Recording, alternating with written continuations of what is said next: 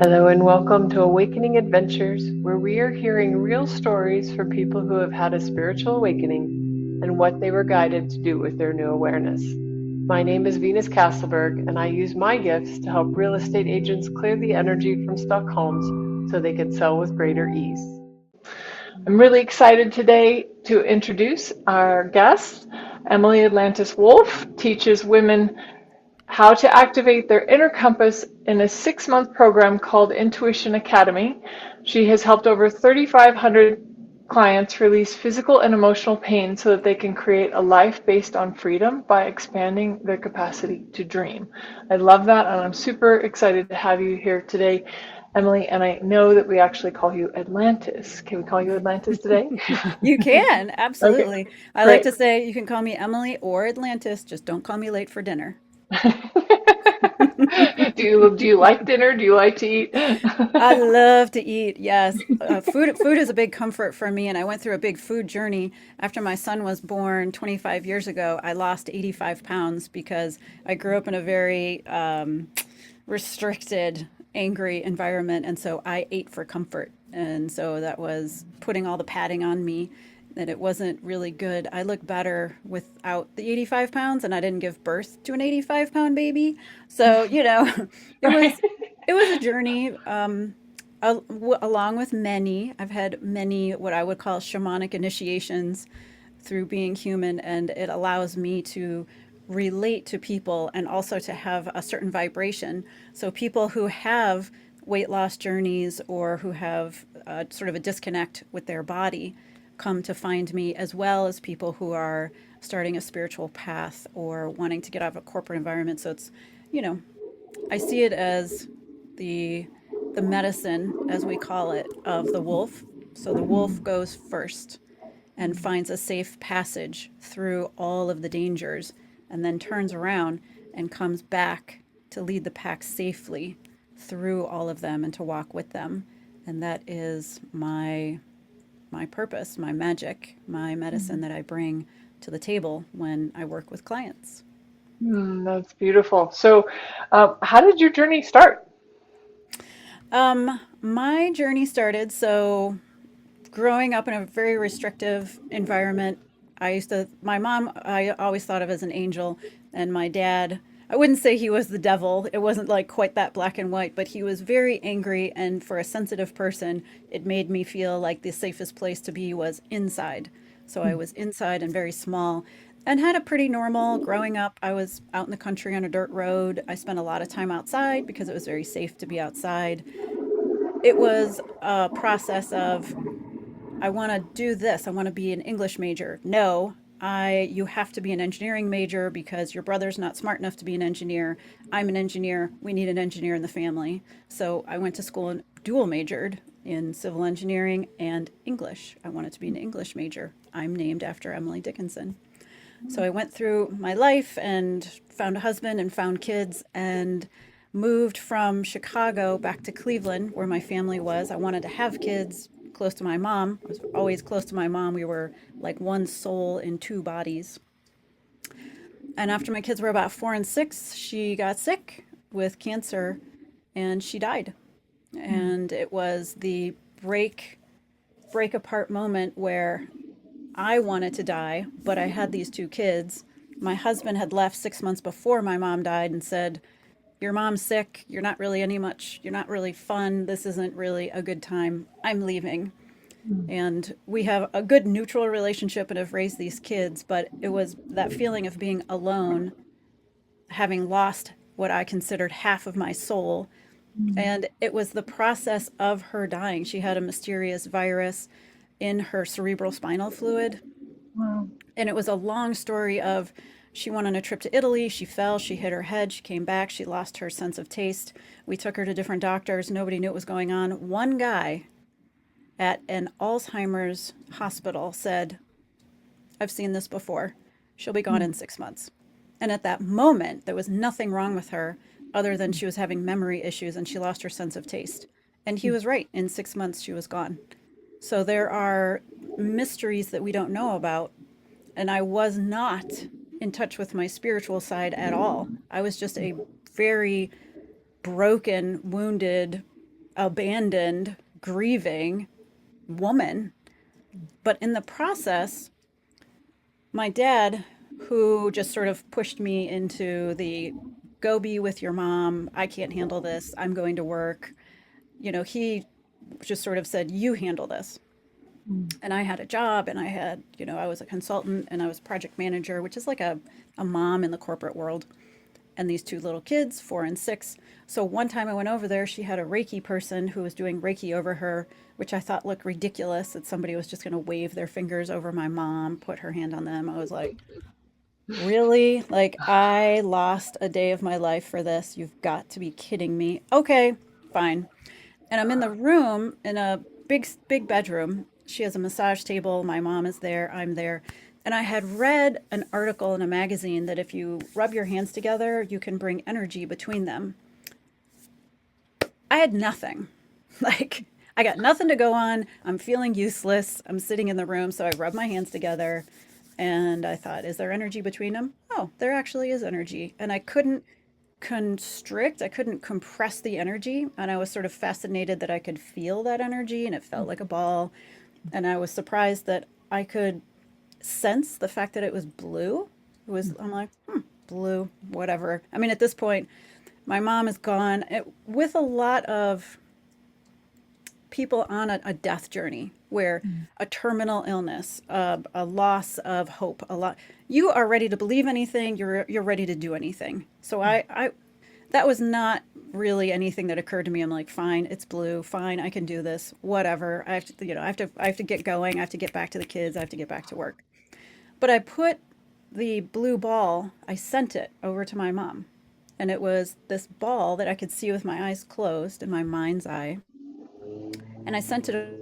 She was laying on a massage table, and the experience was watching it sort of drop into her the way that the sun sets on the horizon, and it came into her chest, her heart chakra. And the moment that it sort of completely was swallowed into her body, because I just sent her strength, she couldn't talk, she couldn't walk, she couldn't do anything. But the moment that it fell into her body, the corner of her bedroom completely disappeared, and I saw the Archangel Gabriel in real Mm. life with my eyes open, with two little smaller angels on either side of him, blue sky, clouds, celestial light. Mm. And I had never seen or experienced anything like this before. And my first thought was, oh, wow, Archangel Gabriel. I haven't seen him in a while. My second thought was, I don't remember his wings being that big.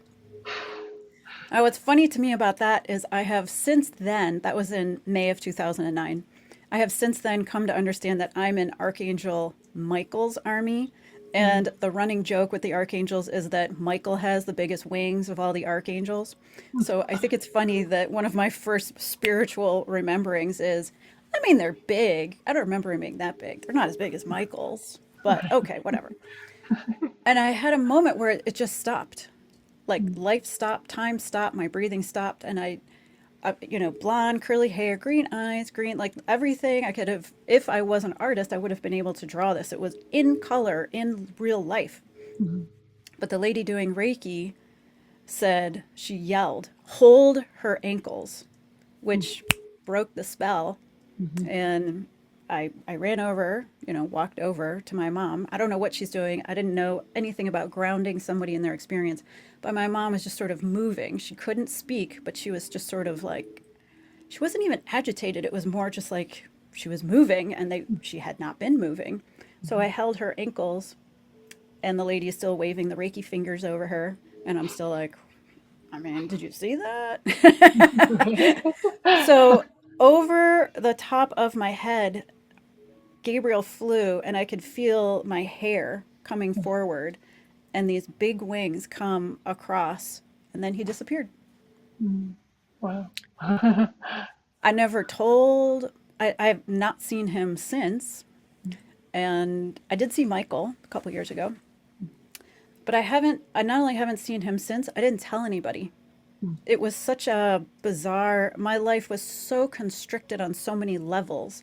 There Mm. was so little that I could handle. There was so many things that were pushing on my life, and money and kids and time and death and managing my dad's feelings and my brother's feelings, and I had no feelings. I was just feeling crushed on every level. So I didn't tell anybody. Right. I didn't tell a soul. I didn't share with it. I didn't even tell my therapist for a while until after she died. She died about 3 weeks later, and I was holding her hand when she died. She waited for me to come home, I'm sure, when I could get there and after work and the next day, and looked into my eyes, but really she was looking right past me, and I could see in the reflection in her eyes that same like celestial light with the blue sky and the clouds, Wow. and that was her last breath, and I could still see it. I could see it very clearly. But that was the moment of, oh, that was different. I've never experienced that before.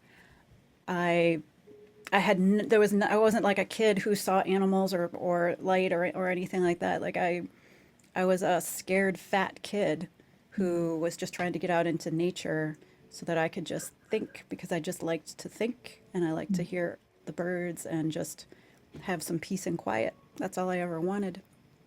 So that was the first thing that happened that made me think there's another level to living, another experience to be had. Beautiful. Thank you for sharing that. So then what did you do with that? Like you're like, oh, there's another level, but now what?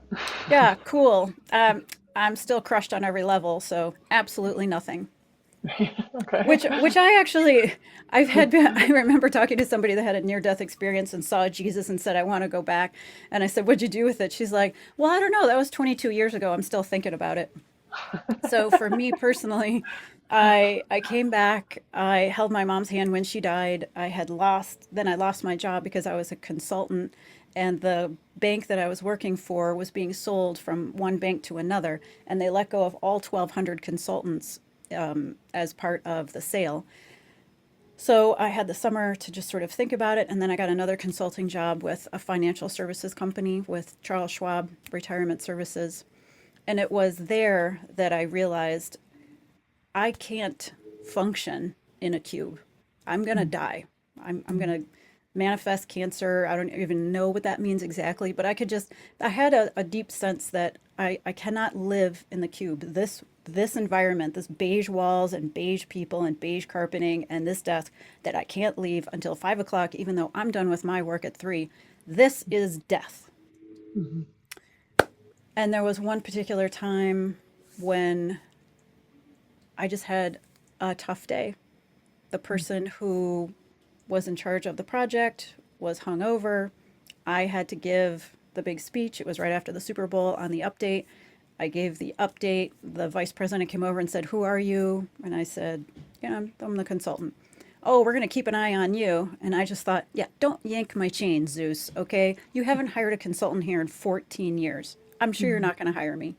But the idea that I said it out loud was like, what am I doing? They haven't hired a consultant in 14 years. So I put my kids to bed that night and I just said, okay, God, I give up. I surrender. I can't work here. The money's amazing. I want to stay in my house. I want to stay with these kids. I'll do anything that you want me to do. Anything. But I want to keep my kids. I want to keep this house. And I want to have enough money to survive. So here's a pro tip for anybody who's listening to this story. Always ask a buffer, okay? Bit more, Ask yeah. for a little bit more than just enough to get by. Right. That was ignorant on my part because I had not manifested an entirely new life before. So I'm going to tell you, please don't do that. Please ask for more than what you need. 20% more. Give yourself a nice luxury life. And so I said, anything. I will literally do anything. Keep me here, keep me this. And I went to bed. And the next morning, there was a light that woke me up. And on the pillow next to me, it looked like, if you've ever seen the magic markers, the Sharpie markers that are an outline, so they not only have the color, but they also have an outline. It was white sparkles with silver sparkles on the outside, and it was in cursive in Danielian, and it said massage therapist. Wow. Done. You got it. Got the kids up, got everybody to school, went online.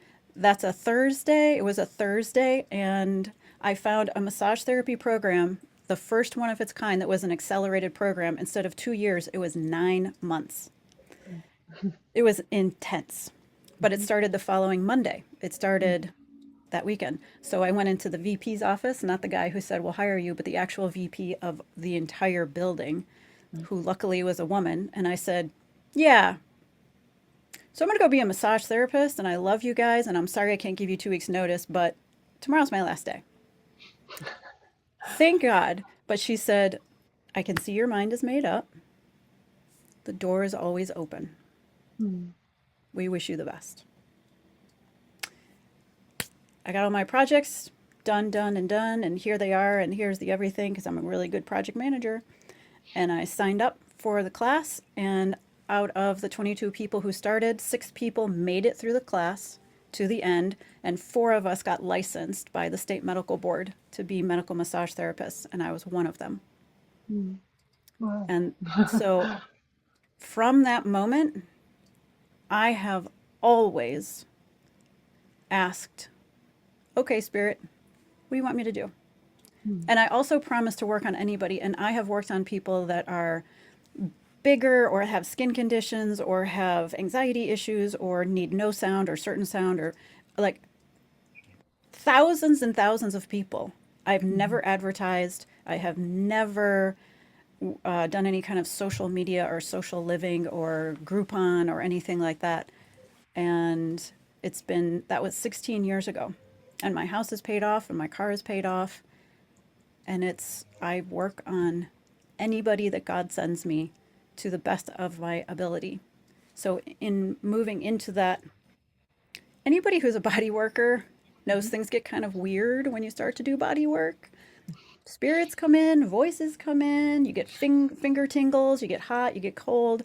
So it gave me a perfect vehicle to work between the worlds, the spiritual world and the physical world.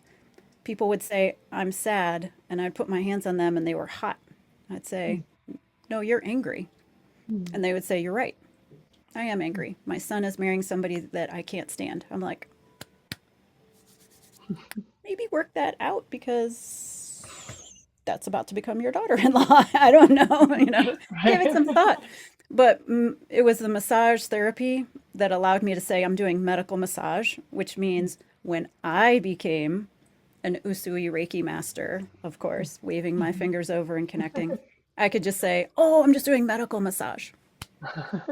It's fine. Kinesio taping, like you see on all the water polo and basketball players, like all the taping the chakras, taping the different things, plantar fasciitis, post-surgical stuff. I'm really good with post-surgery, helping the trauma leave the body, helping the swelling go down, all that stuff. But it was an opening. So I could move into breath work, I could move into shamanic work. I could use the body work as, hey, I'm a massage therapist, nothing weird here. And then let's do some breathing. Let's do some emotional release therapy. How do you feel do you have anybody in your life that's blonde and long hair with like a yellow dress? Oh yeah, that's my cousin who killed herself. She was my best friend growing up. Do you ever think about her? Do you have pictures of her? Do you ever talk to her? Always being open to, what do you want me to say, Spirit? What do you want me to tell them? Do you want me to say anything? What do you want? I am here in service.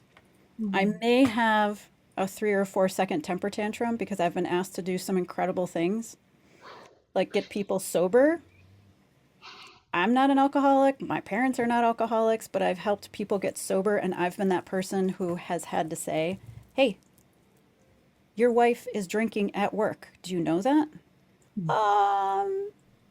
Well, either you get her sober or I'm going to the medical board and I'm going to put my license on the line because this stops right now. I just found out.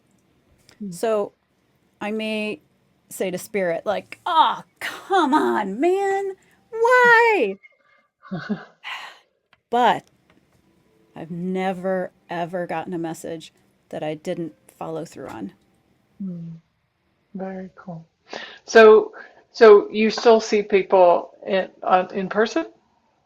I have a handful of massage clients, but no, you can't. It's been like 2 years. They're people that can't really find somebody else. I gave most of my clients to my business partner, Mm. so I'm down to maybe five. And people are like, "I'll give you $500." It's like it's not Right. aligned. It's not the thing. So I do breath work events. I do retreats. I have a 6 month program.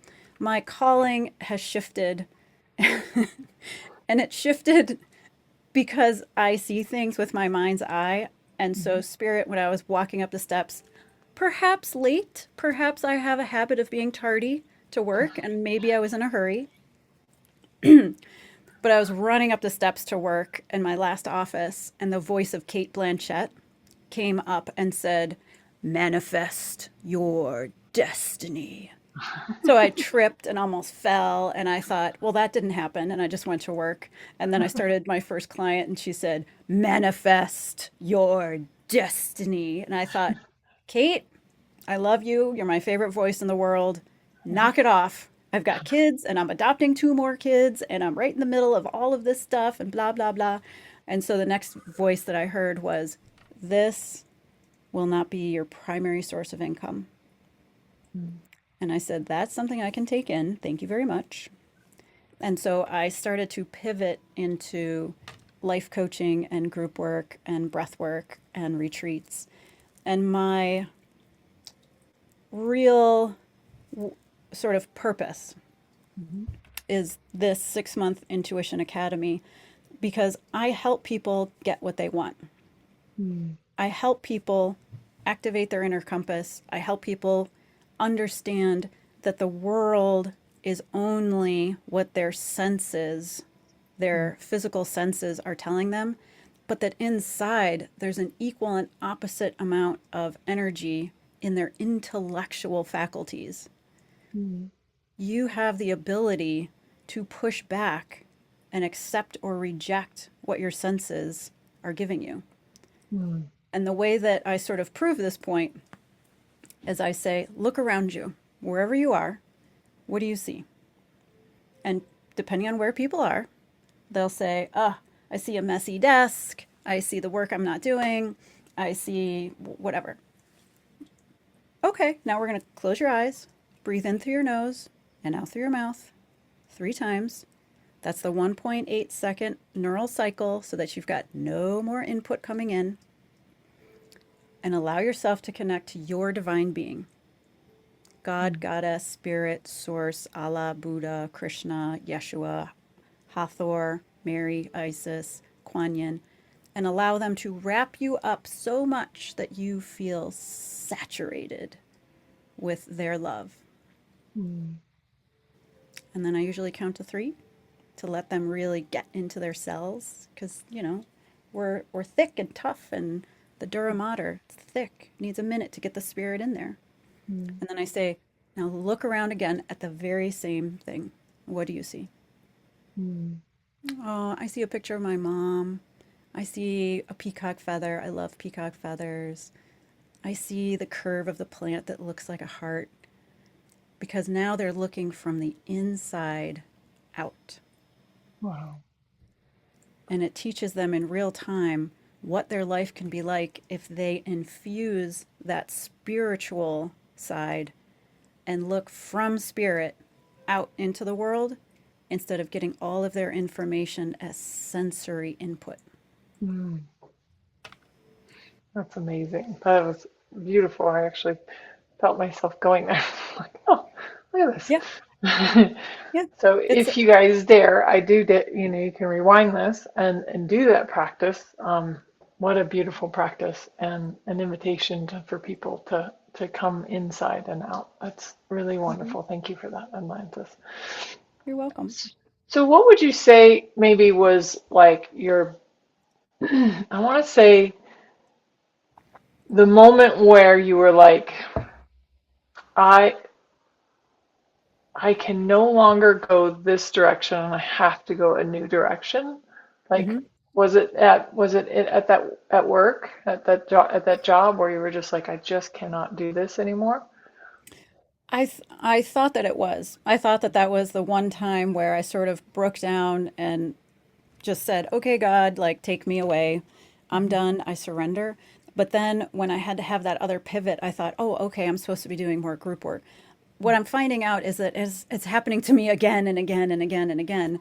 I keep having, I think of it as the spiral path. The Mhm. shamans always talk about the spiral path Mhm. because life is not linear. We come back to what we're learning again and again. And Yep. so for me, I was just like, I did it. I left the cube. I'm cool. I'm a massage therapist. I can heal anybody. I can levitate pain, which is my secret power, by the way. I can levitate pain off the body, and then you can decide if you want it back. But if not, we've got dragons and angels that are happy to consume that. Yep. But what's cool is I was just like, I'm good. I'm done. Like, no notes. Gonna go. But it's not true. Like it's just a level up and a level up, and I keep getting downloads about you need to do more. There's an Mhm. invitation here to do more. You don't Mhm. have to, Right. but wouldn't it be exciting to Mhm. explore your restrictions on income or travel or there's other things you want to do and we can help. How about we co-create uh, other projects and other programs? And so they're essentially tempting me to keep creating more and more with the things that I love. So I see it as a continuous process of evolving. I see that there's no limit. I mean, there's no limit to energy. There's no limit to spirit. There's no limit to how much fun you can have in a lifetime. Right. And it's I feel like I'm at the point now that my kids are graduating college and the two kids that I raised my two kids plus two other kids from an alcoholic mom Mhm. because it's some patterning somewhere. But now I feel free to do what I want.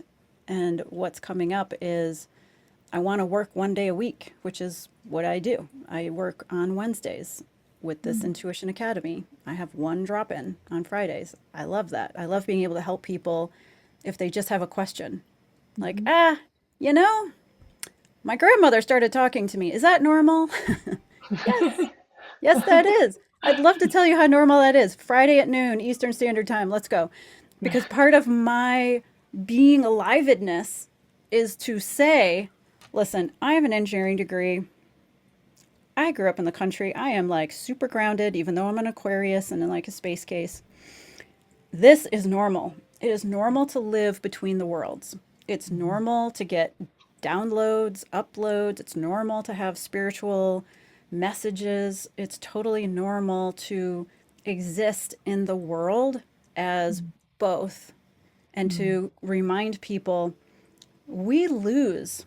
If anybody who's into Kirlian photography, when you see all the images around, we lose 50,000 cells a minute. That's Mhm. what's shooting off of us in the Kirlian photography. Okay, so since the vacuum law of prosperity tells us nature does not permit a vacuum, Right. we are being inundated with this spiritual energy, this power, this God, this force every second. We Mhm. can recreate ourselves, we can reform the clay Right. every day. I can wake Mhm. up and say, I don't wear white anymore. I I'm going to shave my head. I'm going to only wear dresses. I'm going to eat a certain way. I'm going to only drink tea and not coffee. Every day we get to play the game of life, Mhm. and living is winning. Mhm. Living is winning. Just being alive. 50,000 cells. Boop. What am I going to replace those with? Anything I want.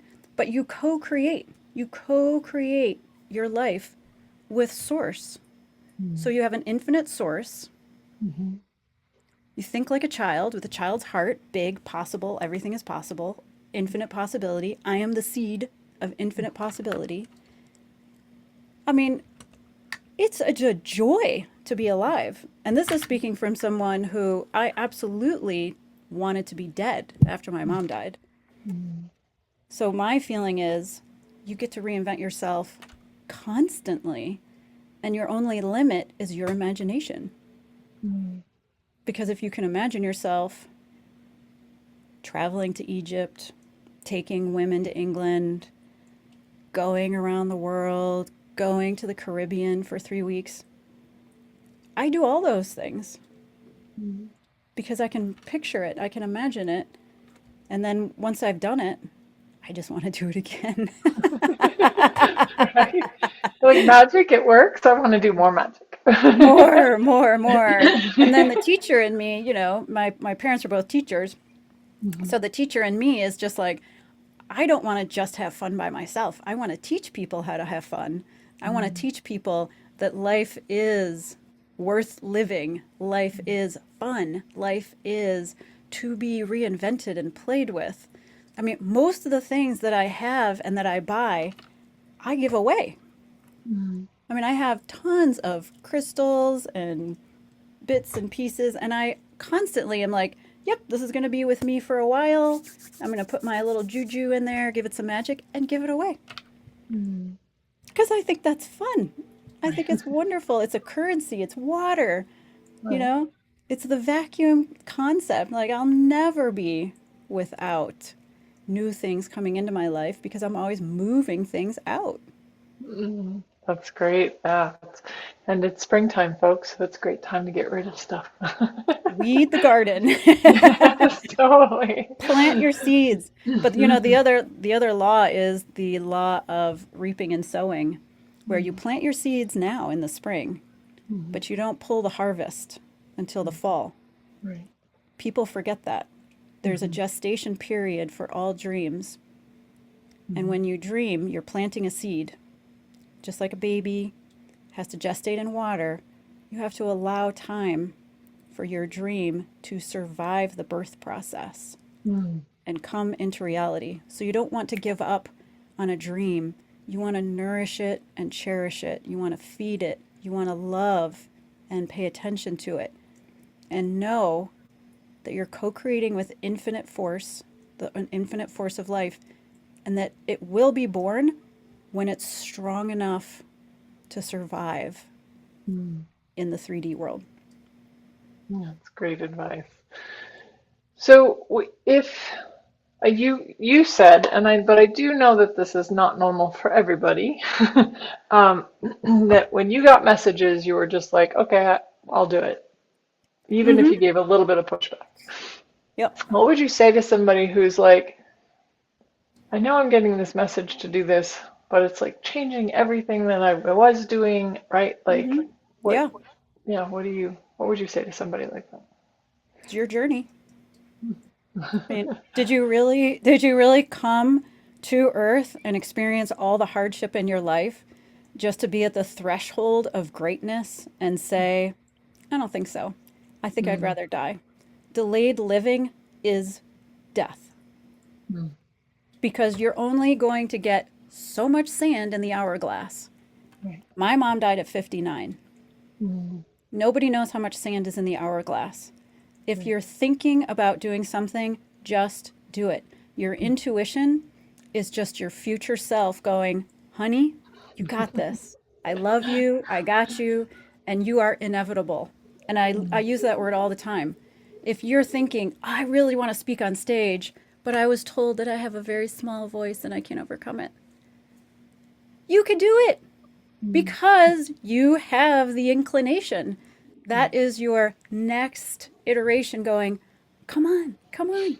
It's inevitable. It's going to happen. And it drives me crazy, but my one friend says, it'll always happen, whether it's this lifetime or the next. And I'm like, oh no, I've been through way too much to wait for another lifetime. I have been through too many initiations. I've worked too hard. I've done too much. I want to have fun now. And Touche. also, I would tell that person, just hang around me because I have 1,000 stories that are remarkable about things that I wanted. Because people have a superpower. Mhm. If you say, I want, Mm. particularly women, Right. I want Mm. to go to Egypt for free on a boat with great food for 2 weeks. I took that trip. I had people that were like, we're going on a book project. We couldn't imagine doing it without you. I'm like, really? I've only met you once, but I'm in. I'll do it. $18,000 trip. Here you go. Can you afford a ticket to Cairo? At the moment, no. So I said yes. And then I asked my friend for the money. Hey, I'm going to Egypt. I need you to buy me a ticket. I want you to buy me a ticket. And he said, sure, yeah. Bring me back pictures. Like, I'd love to see pictures of you at the Sphinx. Okay. Wanting is a superpower, and we're conditioned against it. Mhm. But it's Yeah. desire. Mhm. DE dash SIRE. To sire, to birth, to bring into form. Desire. That means take what you want, which is like a little Mhm. date, Mhm. and then put some emotion around it, which is like the bacon wrapped around the date to make it extra awesome and juicy, and then eat it every day. Mhm. What do you want deeply? And you can't hurt anybody and you can't take from anyone else. So you can't say, I want my brother dead so I can inherit the family farm. Like, no. Yeah. Do no harm, take from no one, and you can have anything you want. Mhm. Well, I'm excited, folks. I really hope you took something from this. Thank you so much, Atlantis. Some great advice, and yeah, please, ask for what you want. Yeah. But I'm really big on like write it down, Yeah. put it into physical form. So you have an Mhm. amazing gift for us, Atlantis, and I want to encourage you guys to sign up for this because it will put you in her orbit. And if you got Yeah. anything from today's call, I think that you might want to be in her orbit. So Yes. what's the free gift? So, the free gift, if you're listening, if you are somebody who follows Venus the way that I do, that's why I'm on her email list and in her orbit, there is a special link, and I'm going to give it to her to put in the show notes. And you can find it also on my website, atlantiswolf.com, and I will give you the backslash secret site. But it is in exchange for signing up, give me your email address, and I will give you a 4-part course called Take Flight, a map to your heart's desire. And it is the seeds of my 6-month program. So if you take this, it's a little bit of learning, a little bit of guided meditation, and a little bit of a journal prompt. And you go through each element: water, earth, fire, air, which mirrors the birth process, gestating, being born, the ring of fire, and the first breath. You'll see an easy way to manifest what you want. It's like creating a map to what you desire. And it is self paced, it is a lifetime access, and it is my gift from my heart to yours to say, try this out. If you like it, there's a girl who looks a lot like me, but her hair's longer and it's colored, but it's really me. It's just me 4 years ago. But yes, it's my way of saying thank you for having me on your podcast as your guest. I deeply appreciate the time. Your Atlantis. Appreciate that. And everybody, you can also go to her website, atlantiswolf.com. Just more information about her. If you're curious how to find her, you can Mhm. go there. And just thank you everyone for listening. If you got something out of this, of course, please like, subscribe, and share. We really want more people to realize that they are not alone as we are all beginning to awaken to a new reality. And thank you, Atlantis, again for your time and your beautiful contributions today. I'm so grateful for you. Thanks, Venus. Thank you to be here. Glad to be here.